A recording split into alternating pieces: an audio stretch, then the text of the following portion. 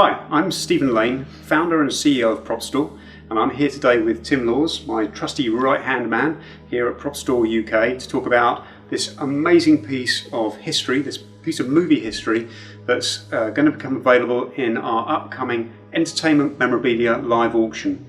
Our live auction is taking place on December the 1st and 2nd, so it's over 2 days. Each day we start at 2 p.m. GMT. We have over 900 lots from 350 films and television shows. So there's a huge array of material that's available to suit both budgets and also tastes.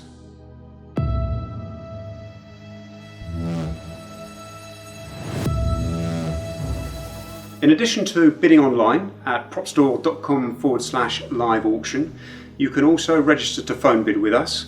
And this year, because of the pandemic, as much as anything else, we're also offering virtual viewings. So if you'd like to schedule a virtual viewing with one of the Prop Store specialists, please email us at auction@propstore.com and we can make the arrangements.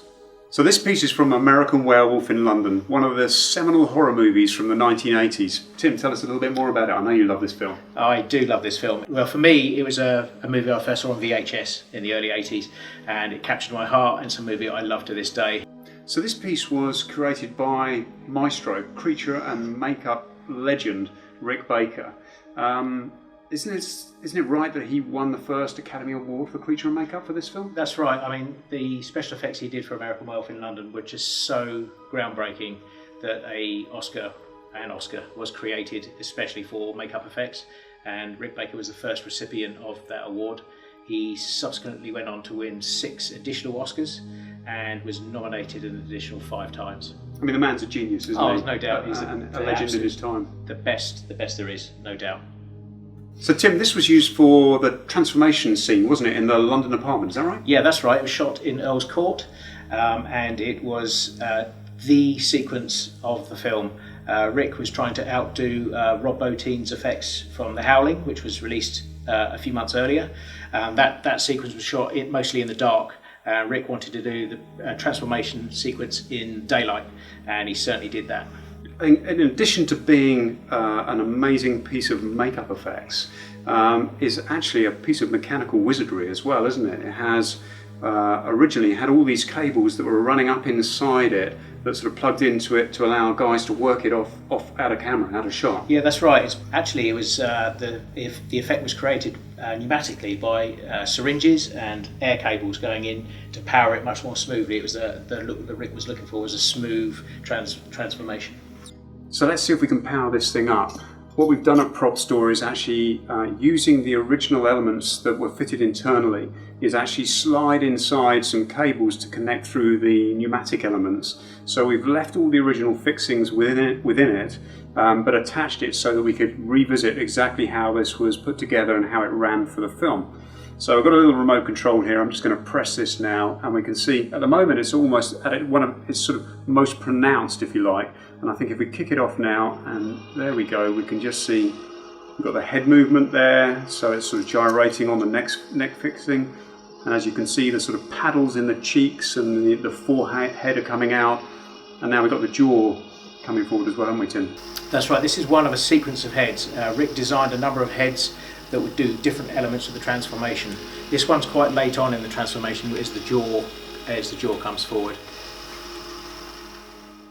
So let's just talk about its construction. It looks like the main back section, the upper torso, if you like, and shoulders is resin fiberglass. Yep. Then we've got a number of aluminium components that are bolted together to pull the two portions, the two main segments of the head and the torso together.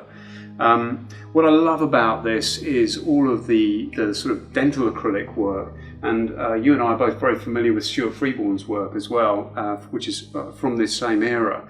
And I think, you know, we saw firsthand that these guys used to correspond with one another and write letters to each other talking about the mechanisms they were developing and the methodologies. And we saw a huge amount of this very, very same sort of build style and technique with Stuart Freeborn's work as well, didn't we? That's right. He had a correspondence with Dick Smith when Dick Smith was putting together The Exorcist, and they were sharing secrets. They were very, very private about their methodology with building these things, and it was like a little exclusive club that they had together. Yeah, it was sort of Rick Baker, Stan Winston, Dick Smith, Stuart Freeborn, Rob Bottin. I mean, there are obviously other names as well, but I think what was really fascinating and what we really learnt about the sort of nature of their relationships was there was a degree of camaraderie, even though there was some secrecy there, and they were all protecting, and in some instances they were actually copywriting their own sort of practices, procedures and models and development. In general terms, they were also helping each other out to work out how to achieve these sort of effects. As you can see, the fur has long since disappeared, but it leaves this structure now, which is the creation that Rick made, so we can all see the genius of the man. There are elements of fur still remaining, tucked away. There's the foam core for the neck is still there, and obviously the critical piece, really, the teeth, which are as they were on for filming. So this is just one lot that's coming up for auction on December the 1st and 2nd. This has an auction estimate of £30,000 to £50,000. You can register to bid right now at propstore.com/live auction, and the full catalogue goes live on October the 29th, and bidding will commence at that point and run right the way through to auction day. And we can't end this without saying, beware the moon. And stick to the roads? Stick to the roads.